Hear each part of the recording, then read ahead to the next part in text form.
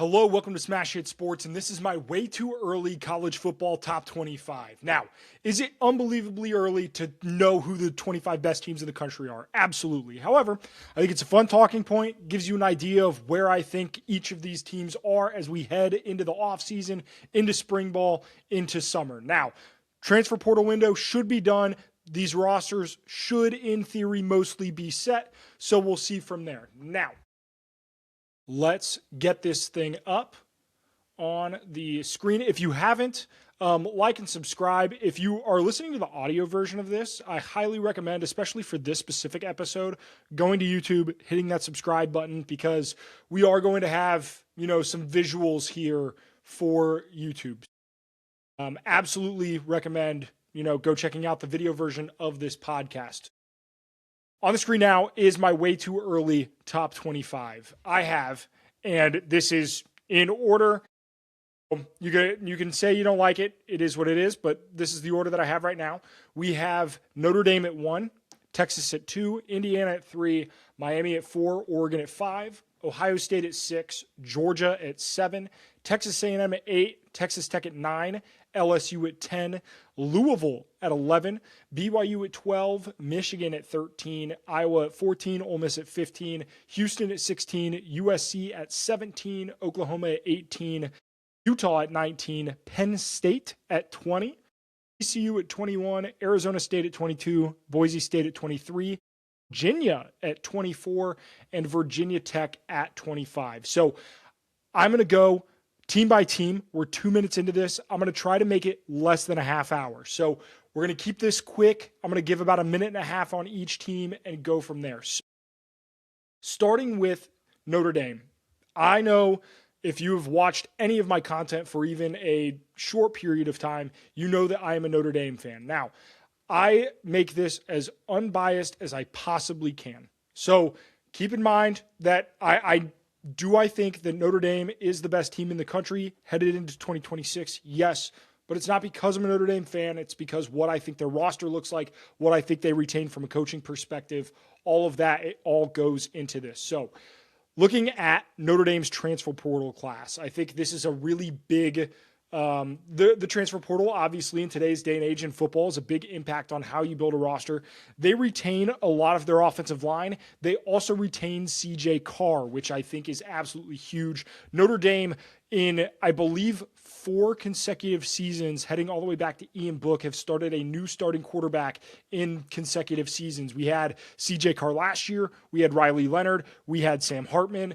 This is the first time in the Marcus Freeman era that we've had the same starting quarterback in back-to-back years. I think that's going to be huge for this program. We also bring back Mike Denbrock as head coach. We bring back Chris Ash as defensive coordinator. So you're bringing back both your offensive and defensive coordinators. You're bringing back your starting quarterback, and you obviously bring back your head coach. Some of the bigger recruits or transfers that have come in. Former 5-star wide receiver Mylan Graham from Ohio State. Notre Dame has needed help at the wide receiver position.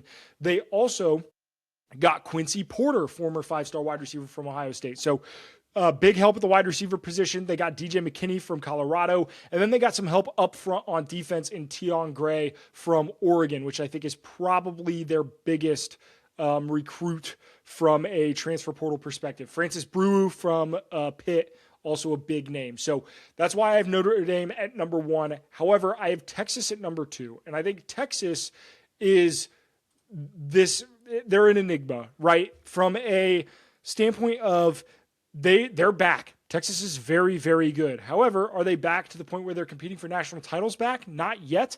They bring back Arch Manning, which he is going to be, if he's not the Heisman favorite, he's going to be one of them. I understand that he started so unbelievably poorly to begin the year. And if you weren't paying attention to Texas at the end of the season last year, you might have missed that he looked really damn good. He looked excellent in the last couple of games. He looked great against Texas A&M. He looked great in their bowl game against Michigan. He was really slinging the pill. So There are some transfers out that do concern me a little bit. Their running back room was weak. They lost CJ Baxter, but this is a team that brought in weapons. And the biggest one is Cam Coleman, wide receiver from Auburn. I think that's absolutely their biggest add. They bring in Hollywood Smothers as well from NC State to, bolster that running back room. I think Texas got a lot better in the portal this offseason. And bring in the fact that they're returning Arch Manning, they're returning a lot of their coordinators. That is why I have Texas at number 2. So keeping it moving. Number 3 spot, I need to pull it up. And my 3 spot is Indiana. And I understand that there are going to be people who kill me. You don't have the number 1 team who just won the national championship at number 1 again in your next, rankings. When was the last time we had a back-to-back national champion? I mean, one of the Alabama years, but even then, very rarely did they go back-to-back. This Indiana team, however, has only reloaded. I think they've gotten even better than they were last year. Now, does that mean you win a national title? Absolutely not. But it's a very interesting talking point. This Indiana team brought in a ton. The biggest name, I think, is, there's Nick Marsh, there's Josh Hoover, but they bring back 4 of their 5 starting offensive linemen, and that cannot be talked about enough. They are going to be so good up front offensively in a system where they maintain most of the guys. Now, they bring in a lot from a bunch of smaller programs, very similar to what Curt Cignetti has done in the past. They seemed very targeted in who they brought in. They brought in some Indiana kids, but I do love what they brought in Joe Brunner from Wisconsin, who was outstanding at Wisconsin last year and now fills that one missing spot they have at the offensive line. They bring in Josh Hoover from TCU. The biggest question that I have with this Indiana team is can they continue to not turn the ball over offensively? Bringing in Nick Marsh is great. It looks like they're going to be, willing to take some downfield shots despite losing so many weapons to the draft. Omar Cooper Jr., Fernando Mendoza, Elijah Surratt, right? They're losing a ton of these guys.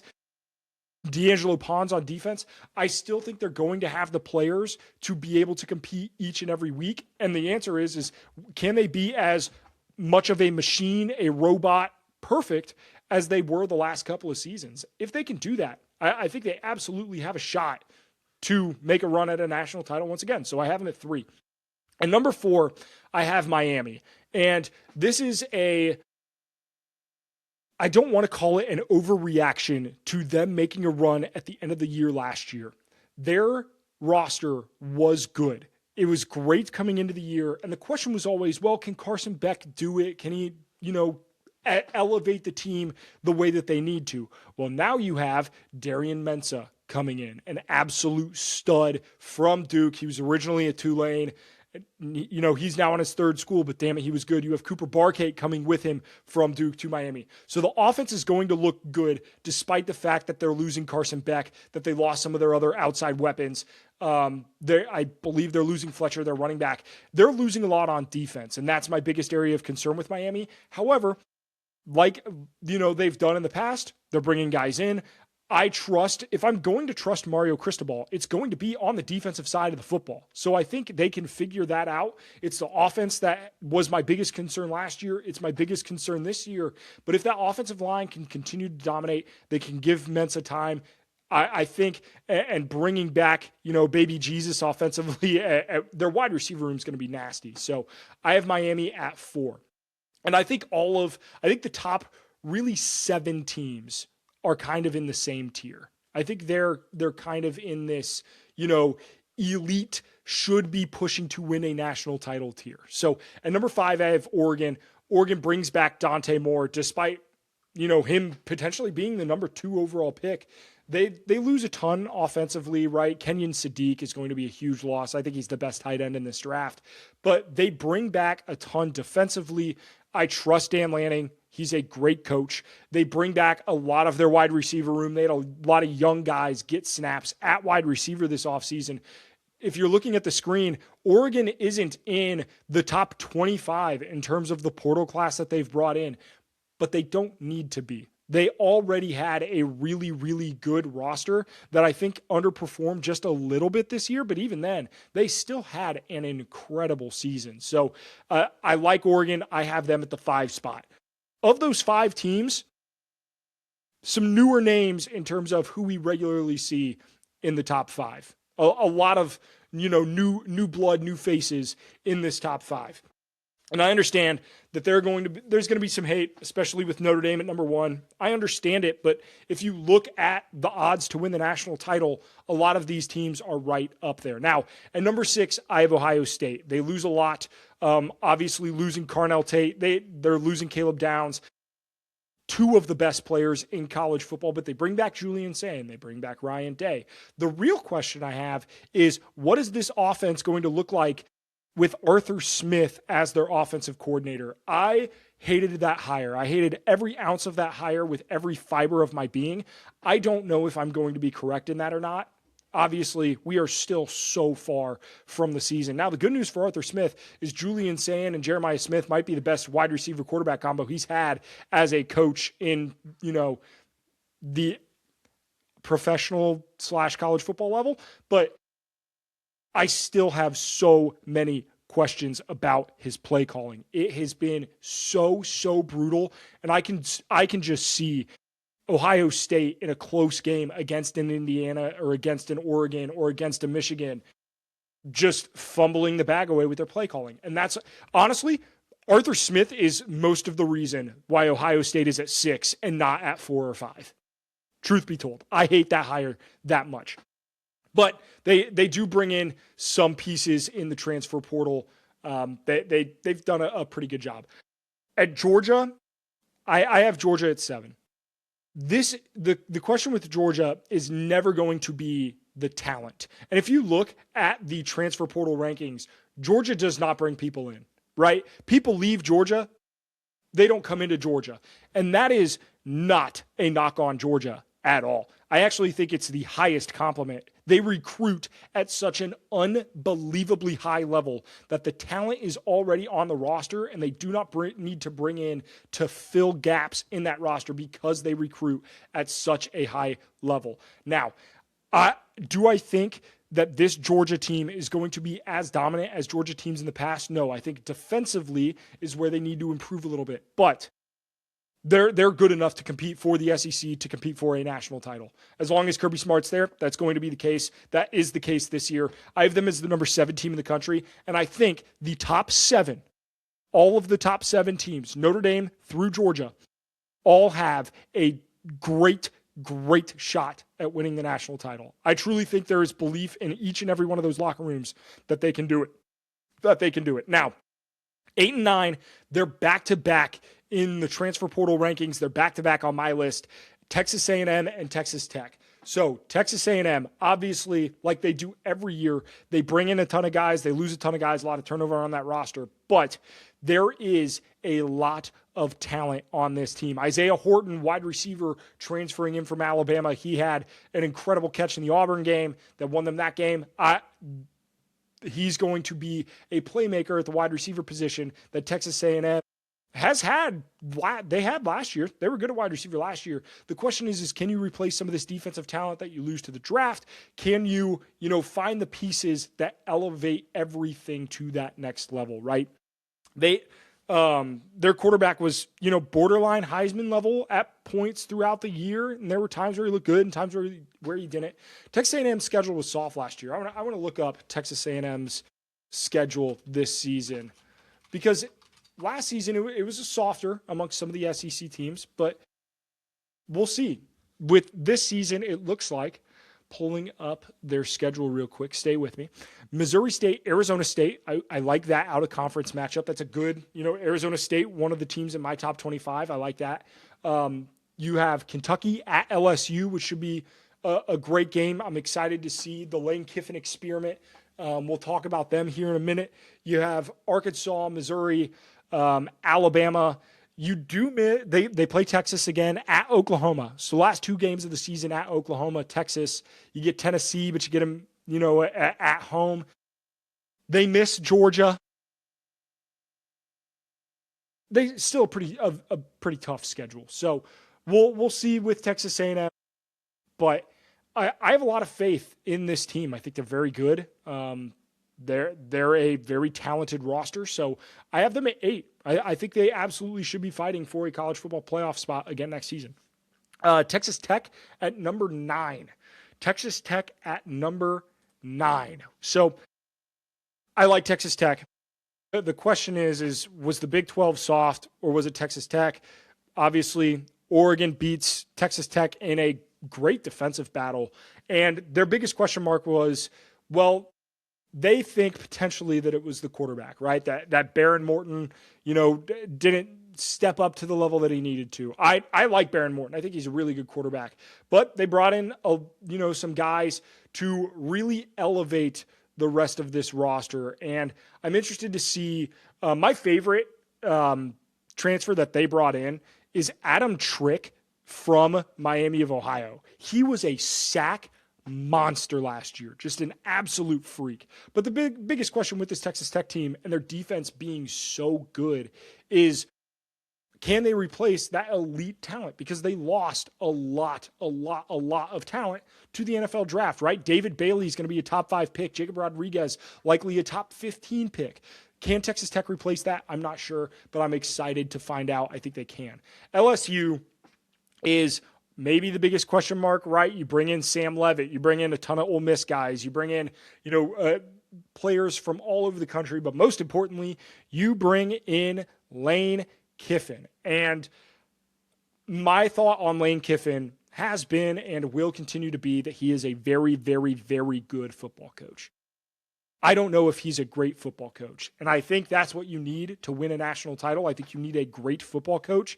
And I don't know if Lane Kiffin is that. So I have the Tigers at 10. This is the team that I feel the least confident in terms of how especially my top 10, but the least confident in the fact that could they win the national title?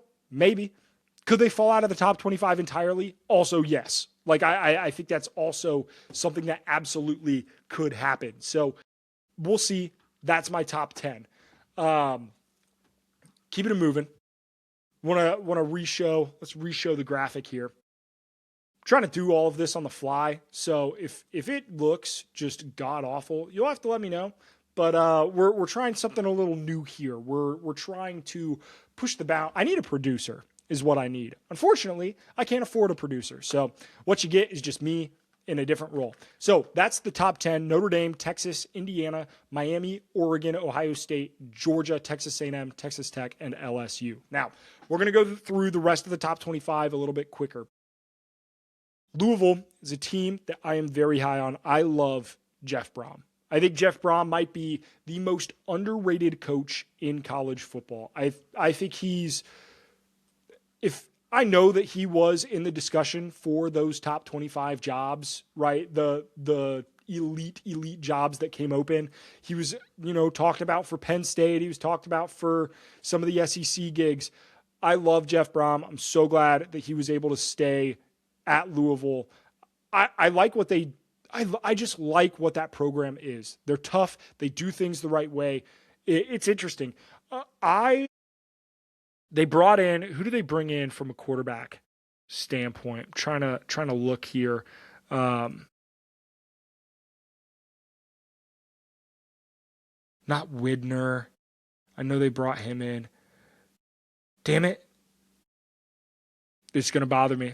It's going to bother me until I figure it out. Oh, well, I know they brought in a transfer quarterback. I'm interested to see, what that quarterback room looks like. At the end of the day, I'm very, very, very, very, very excited to watch Jeff Brom and this Louisville team. I think they're very underrated. I think in terms of teams in the ACC that could potentially push Miami, I think Louisville is closer than a lot of the other teams in the ACC. There are 4 ACC teams in my top 25, and the other 2 are at 24 and 25, right? So that kind of tells you my thoughts about the ACC as a whole. Same with the Big 12, which is the next team up, BYU. BYU, I truthfully, and I say this with as much love and respect to BYU as I possibly can, I don't care about their roster at this point. I don't. And I don't mean that as a slight to BYU.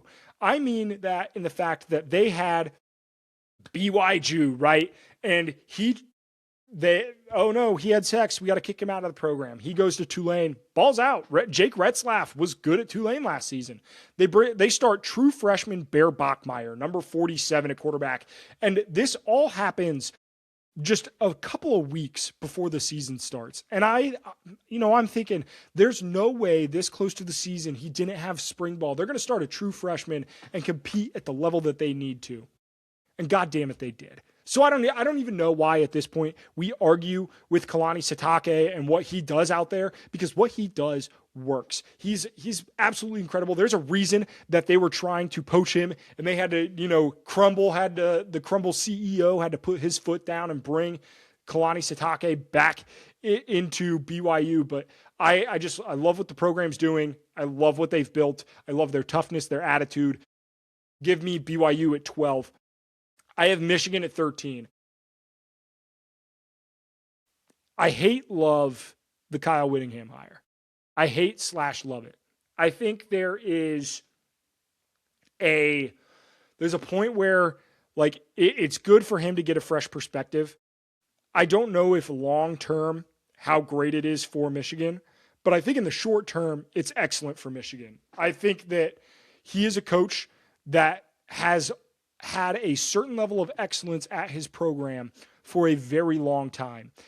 He brought Utah from the Mountain West to the Pac-12 to the Big 12. He had success at every single level. He had double-digit win seasons at every single level. And now you put him with a program that has the opportunity to bring in as much or more talent than any of the programs that were previously at Utah, right? So I like Michigan. He has Bryce Underwood after a true freshman season, who apparently Bryce Underwood didn't have a quarterback coach last year, right? I think Whittingham's probably going to correct that. He seems like a smart dude. I can't count out Michigan. I think they're a very, very good team. I think they were a really talented team that had a really shitty coach. And as much as controversy has plagued that program the last couple of seasons, I think this season it's all ball. It's all football. It's nothing but football. And I think that's going to be great for the Wolverines. I have them at 13. I think they're a borderline playoff team. I have Iowa at 14. This is a shockingly high, spot for Iowa. I cannot and will not quit Kirk Ferentz. I think he's a great coach. I love what they do from what they do from a culture standpoint. Iowa has no question about what they are. There's zero doubt about what you are going to get from the Iowa football program. And quite frankly, I love that. In today's day and age where football programs, they bounce around and you change coaches at the drop of the hat and you do all these things. I think that Iowa having an identity and knowing exactly what they are, when you looked at this Iowa team, they fought with Indiana. That was one of Indiana's closest games all season. They fought with Oregon. That was one of Oregon's toughest tests all season, to go into Kinnick Stadium and win that football game. Tough, cold conditions. That was a tough football team. I like Iowa. I think Gronowski is an absolute dog. And is Mark Gronowski coming back? I don't think so. And I treated them as if he was not coming back. Yes. Okay, good.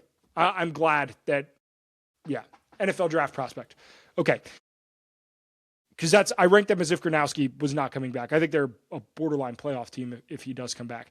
I like Iowa a lot. I have them at 14. I think they're a really good football program. Ole Miss at 15.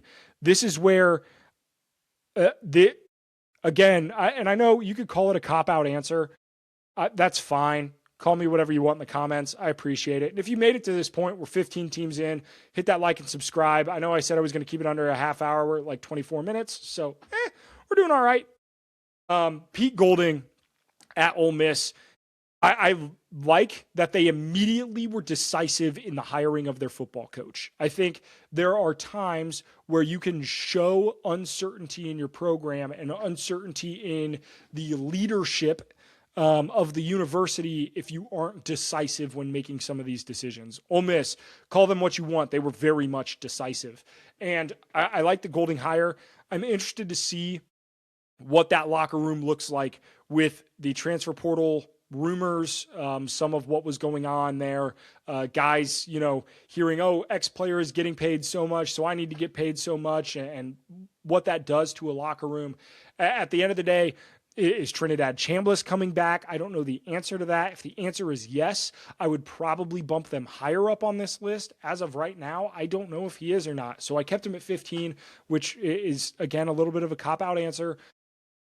But Ole Miss should be competing for a playoff spot this season. They're damn good. I'm interested to see how they look defensively with a defensive-minded head coach running the system. Ole Miss's defense, very underrated last year.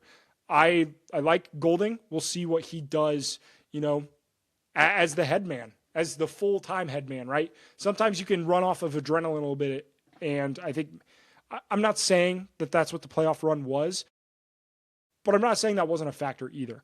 I have Houston at 16. Willie Fritz, man.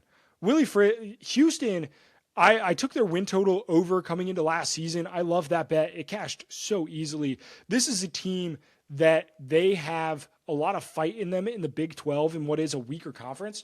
And the thing with Houston and what they do offensively is it's very complementary to what Willie Fritz brings defensively, right? They slowed it down a little bit. They didn't turn the ball over. I love what they did last year on offense. I'm going to try to pull up some stats here, so hold with me a little bit. But this Houston team is very, very good. And looking at, I want to see what their adjusted rating was last season. So they weren't in the top. Doesn't look like they were in the top 35. So I want to look at stats and see and this, I guess, to give you guys a little bit of insight on kind of how things go. I try to, this is a way too early top 25. So when I go into an off season, right, I like to make this is my initial gut check reaction, right? This is my initial thoughts on all of these teams. How are we looking? How are we feeling? What are we doing, right? And I will then pour myself into figuring out, the minutia of the in-between for each of these teams, right? And I do that for every power conference team and the group of 5 teams that I think have a chance to compete. And that's when I put out my guidebook every year, which I think I'm going to do that a little differently this year because I don't like that it's $20. I think it should be cheaper, but I don't know how to make it cheaper. But we'll see. Anyway, I like Houston. I like them a lot. They were 38th in offense last year, and that comes with playing at such a slow pace. And I think that pace actually helped them. So give me Houston at 16. 17, USC. A lot of talent. The question will always be Lincoln Riley. He's a 9-3 coach. He's a 9-3 coach or he's an 8-4 coach. And I'm interested to see, they're not playing Notre Dame this year. Their schedule, they still have an open spot on their schedule. And then they're going to end up playing an FCS team. They're going to play, FCS Northwest or something in week 0. I hate it. When you look at USC's schedule this year, they play Oregon, they play at Penn State, they play Ohio State, they play Indiana. You win it, you going 8-4 again? I just don't. I think that's what to expect from this USC team. They're a very talented team. They play a fairly tough schedule this season, and I think they're going to end up 9-3 or 8-4. It is what it is. Oklahoma at 18. The question is will the offense catch up to the defense? I don't know the answer to that question, but that's my initial gut feeling on Oklahoma. Venables looked significantly more comfortable as a head coach this year than he has in past years. And I think Oklahoma I think for a while they were a little concerned about their identity. I think they're much more sure in their identity now and going forward. So I have Oklahoma at 18. Utah at 19. The question is what does this team look like with the departure of Kyle Whittingham as their head coach? And they were planning on Morgan Scaley taking over the Utah program for a long time. So this isn't like it was some sort of, oh, Whittingham retired and then we have no idea what, is happening. He was their defensive coordinator for 10 seasons prior to becoming their head coach. He was with the program for 20 years. He has been a part of the Utah football program for 20 seasons prior to becoming the head coach.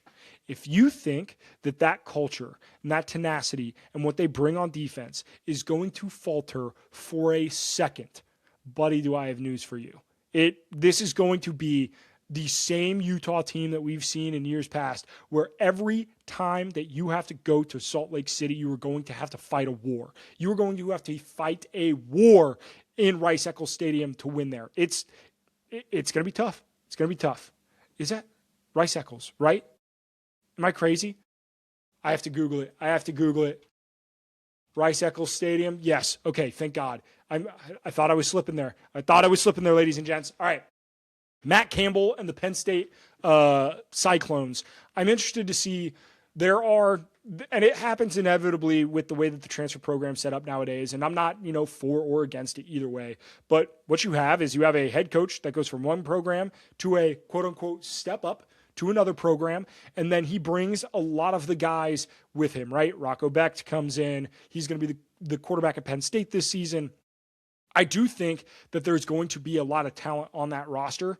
And at the end of the day, Matt Campbell is a good coach. They were ravaged by injuries last season, Iowa State was, especially in the secondary. I like, what their makeup as a team was. The last couple of seasons under Iowa State, they've been solid. So I like Penn State with Rocco Becht. If you're going to take over a new program, doing it with a quarterback that you've been comfortable with for the last several seasons, I think is that one hell of a way to start. The Sprite Zero Sugar Chills. I'm a big Zero Sugar Pop guy now. For those of you listening to the audio version of the podcast, again, subscribe to the YouTube so that way you could see me drink a Sprite on camera. Don't really know why you'd be interested in that, but I appreciate it if you are. And if you have made it to this point and you aren't subscribed, come on, man. Hit that subscribe button. I really appreciate it. I'm hoping to do a lot more guest interviews now that the Super Bowl is it'll be over here soon. So I'm excited to get more guests on, talk some more college football with a lot of people. TCU at 21. They lost Josh Hoover. He was a little bit turnover prone, and I that was always my biggest concern with Josh Hoover is what does this offense look like without him? I don't know the answer to that question, but I do like Sonny Dykes as a head coach. I think we kind of forget that he took TCU to a national championship game. And we forget it because that national championship game sucked. But he did, in fact, take TCU to a national championship. That roster is not bad. They brought in, some solid transfers. They shored up the secondary a little bit, shored up some of the defense. I think TCU, I don't think they really... The Big 12 is interesting. I think it's a very much a 2.5 horse race in the Big 12, especially between Texas Tech and BYU, the way that they're spending money, the way that they're bringing guys back.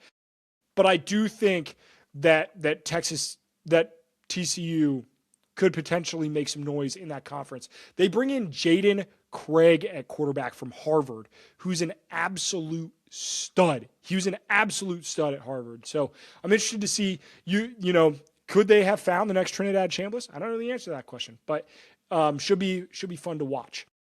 So Arizona State, you lose Sam Leavitt, fine. I trust Kenny Dillingham. There are a handful of coaches. I made a video a while back about the 10 coaches that I think are the most desirable, quote unquote, in college football right now. Kenny Dillingham made that list. I think he's absolutely incredible. I think he's an unbelievable head coach, especially doing it as young as he is. He is a guy who instills belief within his program. Arizona State was dealing with a lot of injuries this year. Yes, they lose Levitt. Yes, they lose Jordan Tyson. But I think that this is a program that will continue to fight in the Big 12. At number 23, we have our lone group of 5 team, Boise State. When you look at the group of 5 landscape, with how much coaching turnover there was at the Power 5 level, a lot of group of 5 coaches get poached, right? Eric Morris goes from North Texas to Oklahoma State. You have Silverman going from Memphis to Arkansas. You have Golesh going from South Florida to Auburn. You have Sumrall going from Tulane to Florida. Those were the biggest play. You have Bob Chesney going from JMU to UCLA. You looked at every team that was potentially competing for a group of 5 playoff spot last year, every single one of them. And their head coach got poached to then go and compete at the Power 5 level, except for Spencer Danielson. Who had this team in the college football playoff just 2 years ago. He brings back his quarterback in Maddox Madsen. Is it Maddox Madsen? I think that's what it is. But he brings back his quarterback. I think Spencer Danielson in a very good spot. Again, gut check feeling here. If I had to put money right now, my hard-earned, paycheck from the old YouTube, Instagram, TikTok, if I had to put all of that on a group of 5 team to make the college football playoff next season, this would be the horse that I would put my money on, pun intended. At 24, we have Virginia. I do like what they've done offensively and what Tony Elliott, man. I want to give him all the credit in the world.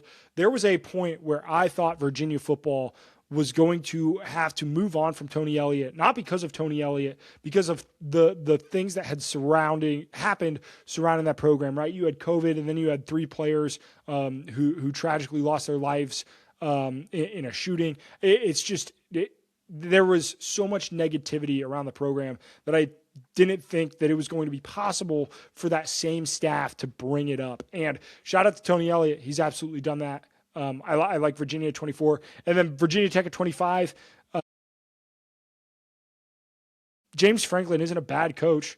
It's just that things got stale at Penn State. And I understand why, Penn State moved on. But at the same time, I think Virginia Tech got a hell of a head coach. I think, say what you will about James Franklin, he wins the games that he's supposed to. He absolutely wins the games that he's supposed to outside of that UCLA game.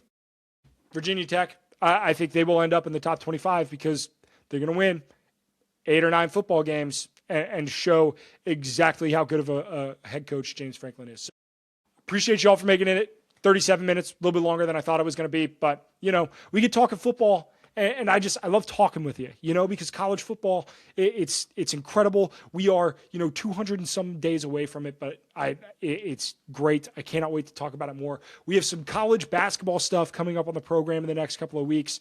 Excited for that. We're going to get some players back on, talk to them.